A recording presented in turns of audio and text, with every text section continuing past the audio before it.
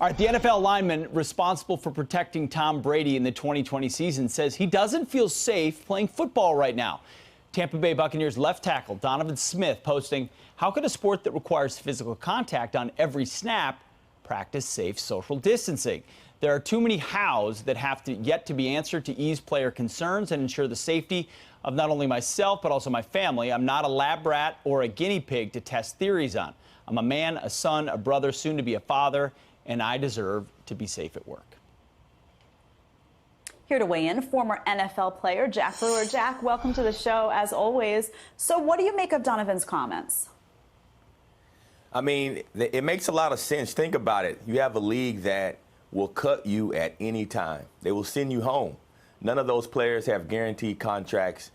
So to ask them to go out there and, exchange sweat, blood each and every day, basically living on top of each other, it's just not right. You can't ask those guys to do that. You've already seen with the NBA, they tried to continue the season and several players came down with the virus. The NFL will be a disaster within those locker rooms if we don't have some type of treatment for this. And so during a global pandemic for a sport that really is un-American in the way that it's run in regards to giving no one guaranteed contracts. Imagine, put yourself in their position if you had to go to work every day and your boss could just send you home. Well, I mean, Jack, I work in a profession where my boss could send me home tomorrow. But does this? Yeah, but you got a contract, Pete. Does this? But it's not guaranteed. Your contract, does that mean that the NFL doesn't happen this year? I mean, are you saying until we have a vaccine, we're out?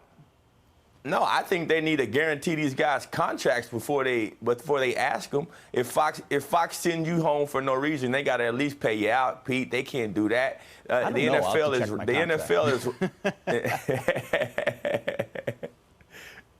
Hey, Jack, I don't think the NFL is right. I think they need to guarantee these guys contracts before they put them out there, risking their physical health and more importantly, risking the health of their families. Yeah. You raised an interesting point. Let me ask you, Jack, though, about something we started talking about yesterday, continuing today, and that is Sir Charles Barkley, talking about what he sees as a woke circus in professional sports now, really losing focus on that. Let me play you a little bit of what Barkley said and then get your reaction. I think what's happening now, we turn it into a circus. We're going to spend all our time, instead of talking about racial equality and racial justice and economic justice, we spend all our time worried about who's kneeling and who's not kneeling, what things are being said on buses, what's being said on jerseys. I think we're missing the point. Do you agree, Jack? 100%. I give Charles a that-a-boy because we need more players like him with real influence to start speaking out. You can't be convenient with your social justice. You need to be, stick to your message. These guys that are supporting these anti-Christ policies, these athletes that are going out, supporting these left leaning liberal policies, but at the same time that they say they're woke. They're not woke, they're weak.